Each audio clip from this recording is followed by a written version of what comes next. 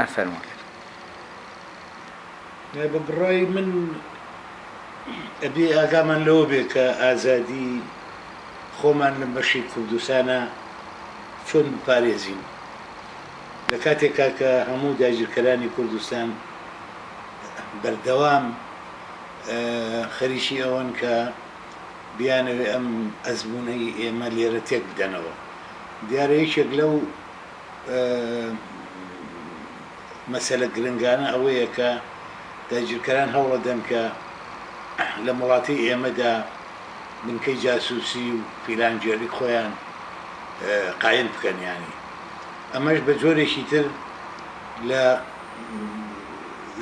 بە زیانی نەتەوەی کورد لە هەموو پارچەکانی کوردستانە ئەشکێتەوە. بۆیە بەلای منەوە ئاگابوون لەم پلانانە ئەبێتە بەشێک لە هوشیاری ئێمە بۆ مەسەلەی پاراستن و بەرگریکردن لە مافی نەتەوەکەمان.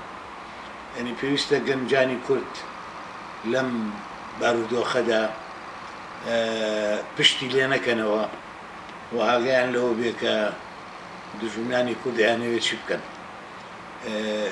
ئێمە بە یەکێتی وێک ڕیزی نەتەوەیی خۆمان نەتوانین هەموو ئەو پلانانە تێپشێنین.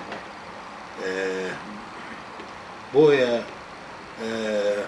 پێویستە لەسەر هەمومان بەتایبەتی ڕووناکبیرانی کورد و هونەرمەندان و شاعیران و نووسەرانی کە لەم بوارە بتوانن ڕاستیەکان حقیقەتەکان ئەوەی کە هەیە لە ئەرزی واقعا بە خەڵکی وڵاتەکەمانی ڕابگەێنن. لە ڕاستیە نەکرد تەنها تورکیا، ئێرانیش و شوێنانی تریش. ئیسا سووریا لە وەزانە، بەڵام هەموو ڕژێمەکان ڕژێمە داگیرکەرەکان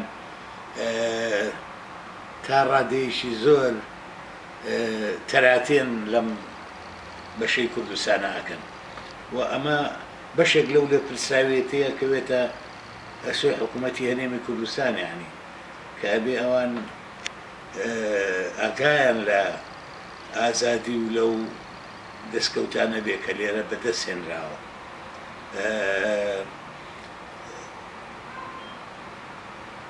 ئەوەندەی من بزانم ئەو بایەخدانە بە مەسەلەی ئەو چاودێریکردنە لەلایەن دەسەڵاتدارانی کورد و قیادی سیاسی کوردەوە کەم تەرخەمی زۆری تایە. بۆ ئەم کەم تەرخەمێژە گەر بەردەوام بێ کارەساتی گەوری لێ دەکەوێتەوە لە پەشە ڕۆژە.